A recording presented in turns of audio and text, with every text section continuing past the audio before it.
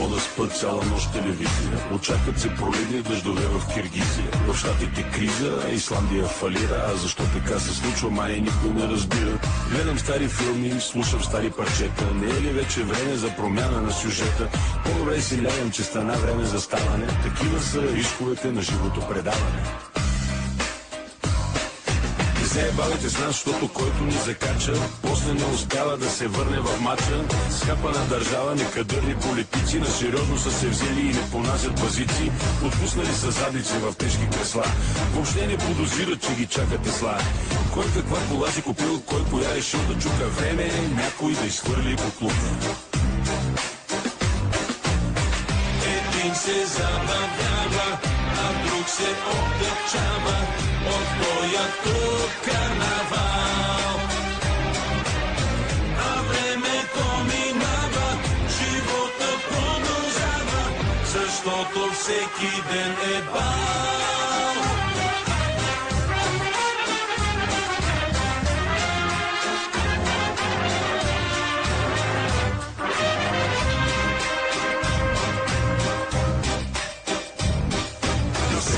Пълно с хора жадни за слава, готови са на всичко, а дали си заслужава.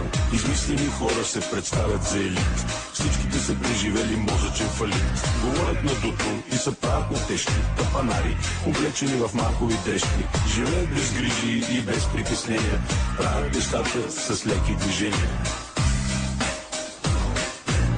От парцали и безкрайни скандали, в които са намесени все същите педали. Няма край този шибан светски живот, в който звезда става всеки идиот. И няма да престанат да се правят на важни, и няма да престанат да играят на влажни. Но на никой не му теме и на никой не му пука. Време е някой да изхвърли буклук. Един се забавлява, а друг се отдечава от тоя тук карнавал.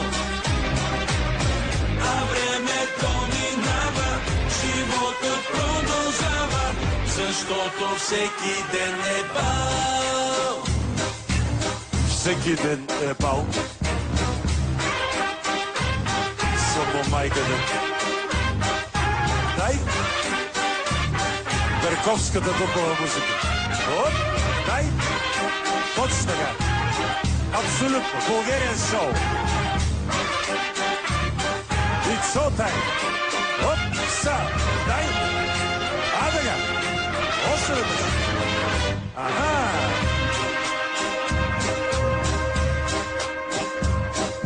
Когато падне нощта, излизат кухите лейки. Лицата приличат на скръбни жалейки. Гърдите силиконови, краката и шпиц.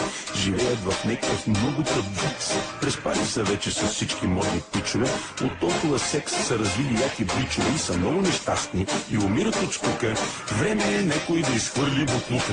Време е някой да изхвърли буклука. Един се забавлява, а друг се отдечава от тоя тук карнавал. А времето минава, животът продължава, защото всеки ден е бал.